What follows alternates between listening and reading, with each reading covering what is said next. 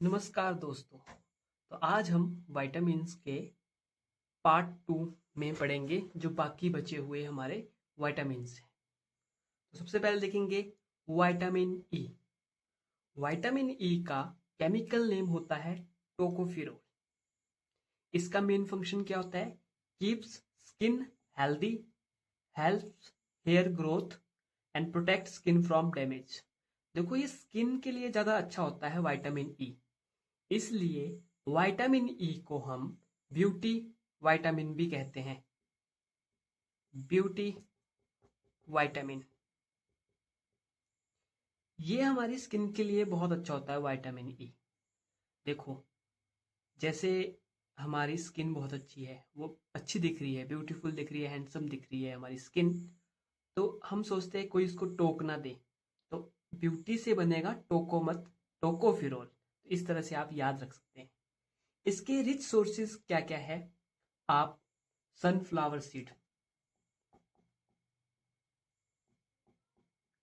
ठीक है, स्पिनिच, पालक खा सकते हैं, और वेजिटेबल ऑयल और बादाम वगैरह, ये सब चीज़ें आप खा सकते हैं।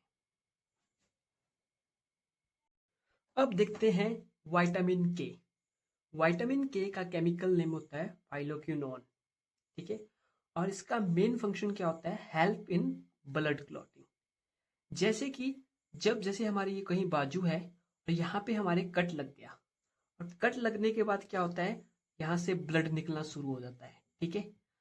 तो विटामिन के अगर हमारी बॉडी में अच्छा है तो कुछ समय बाद क्या होता है? ये जो ब्लड निकला है हमारे, ये क्या हो जाता है? बंद हो जाता है, निकलना बंद हो जाता है, ये पूरा ब्लड क्लॉट बन जाता है।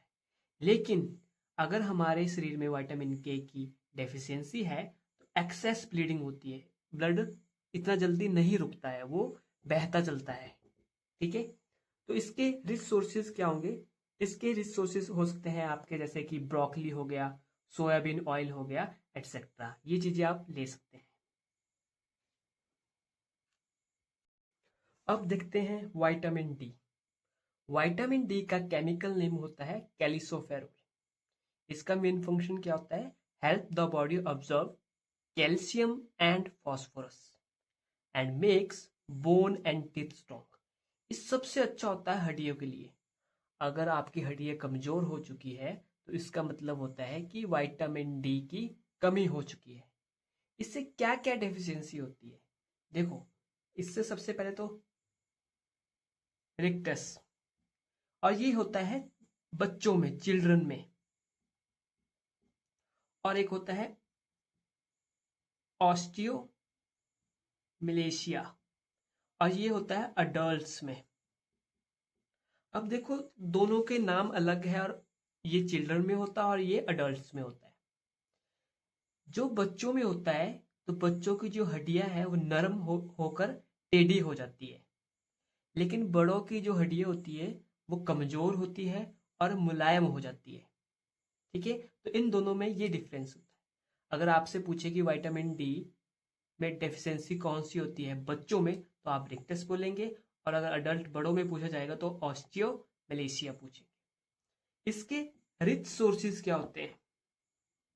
देखो, इसका सबसे बेस्ट रिच सोर्स होता है हम सनलाइट, धूप ले, अपनी बॉडी को धूप दें, तो इससे हम क्या कर सकते हैं? विटामिन डी को पूरा कर सकते हैं, या फिर fish etcetera. Vitamin C. Vitamin C का केमिकल नेम होता है एस्कॉर्बिक एसिड। इसके मेन फंक्शन क्या होता है? Important for immunity and help the body absorb iron. आपने देखा होगा, जब आपको एनीमिया हो गया है, खून की कमी हो गई है, आपने आयरन लिया, लेकिन जैसे ही आपने आयरन लिया वो आपको डाइजेस्ट नहीं हो पाया, तो डॉक्टर क्या करते हैं? आपको साथ में विटामिन सी भी देते हैं। क्यों देते हैं? क्योंकि help the body absorb iron, कि आपको आयरन अच्छे से डाइजेस्ट ऑब्जॉर्व हो जाए, ठीक है। इसकी डेफिशिएंसी क्या होती है? स्कर्वी। अब ये स्कर्वी क्या होता है? जब हमारे को विटामिन सी की डेफिशिएंसी हो गई तो क्या होता है? मुसूड़ों से खून आना, या दांत ढीले होना, या कमजोरी और थकान होना, ये होता है हमारे स्कर्वी डेफिशिएंसी से। इसके रिच सोर्सेज क्या हो सकते हैं, जैसे आप आंवला आंवला खा सकते हैं, ऑरेंज ऑरेंज खा सकते हैं, लेमन, ये चीज़ें आप खा सकते हैं। तो थैंक यू।